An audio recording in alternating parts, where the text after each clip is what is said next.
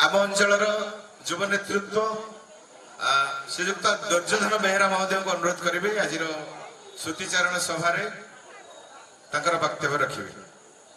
आउ जदि कौन बंधु परिजन रही जाइछंती अभिभाषण देवा चाहते दयाकोरी नाम दिंतु। बड़ भाई मिट्टू भाई महोदय एवं सम्मुखें बसी समस्त अतिथि वृंद तथा गुरुजन मान को मो सर्वप्रथम मोर मथा नुआ प्रणाम जनाऊँगी।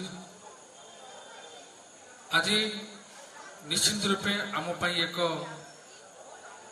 दुखद दिन आपण मैंने समस्त जानते।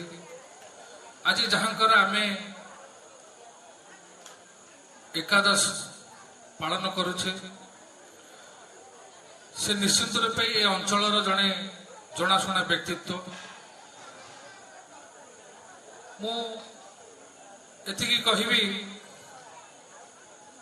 आपण मैंने समस्त जानते ओडियार गोटे कथा अच्छी रही नहीं कहीं रही नाहीटी भव रंग भूमि तले सर्वे निज निज कार्य सिद्धि छाड़ी बाहुड़े कल बले। आज जो ये परिवेश सृष्टि होती जो अश्लील श्रद्धांजलि आम ज्ञापन करुचे समस्त आसी व्यक्तित्व उपर किसी धारणा जार अच्छी सी आज आलोकपात कर मो चिंताधारा निश्चित रूपे से एभली जड़े व्यक्तित्व आम अंचल थे। कारण ये जो एकादश श्रद्धांजलि समस्त भाग्य आसे ना से निश्चित रूपे ये अंचल जड़े भल व्यक्तित्व थे। मुझे साथी राजनीति सक्रिय भाव 1997 2002 रु चमरपदा राजनीति में पाद देती किंतु भल भाव साथी मोर व्यक्तिगत संपर्क मुझे श्याम दादा बोली डाके। 2007 मसीह जिते मु चमरपदा अविभक्त चमरपदार प्रार्थी थे मोर सहधर्मिणी मनस्विनी बेहेरा सर्वप्रथम जेहेतु आम से विजु जनता दल तरफ प्रार्थी होइथिलु आम जानी से जड़े विजु जनता दल अत्यंत दृढ़ नेतृत्व थे चमरपदारे। से मत अनेक थर विजु जनता दल तरफ प्रार्थी होती सर्वप्रथम आसी आम आशीर्वाद नहीं से जा हो आशीर्वाद मो प्रति भल पाइबा मत प्रेरणा देते चमरपदा पंचायत कार्य करने। आज कहते सुपुत्र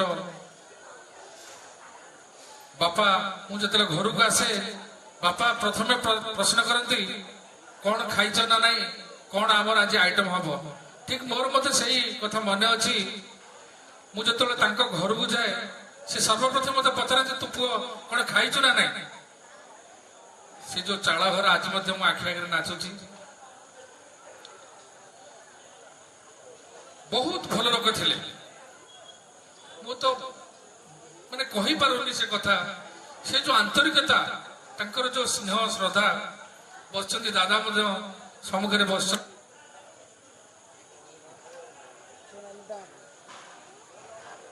जिते बड़े जो मुहूर्त घरे पहुंचले बाबा कौन खाइच ना नहीं आस गोटे खाईदेव मुझे खाईनी सत किंतु तांकर जो आंतरिकता तांकर जो भल पाइबा आज मो आखि आगे नाची जाऊँगी।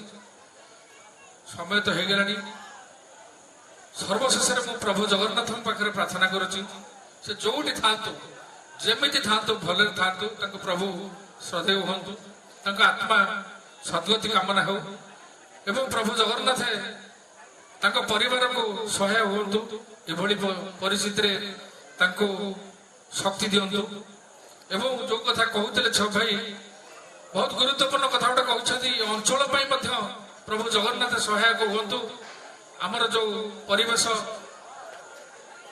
ये अंचल सर्वांगीन उन्नति मु प्रभु जगन्नाथ प्रार्थना करी मोर वक्तव्य साक कर धन्यवाद।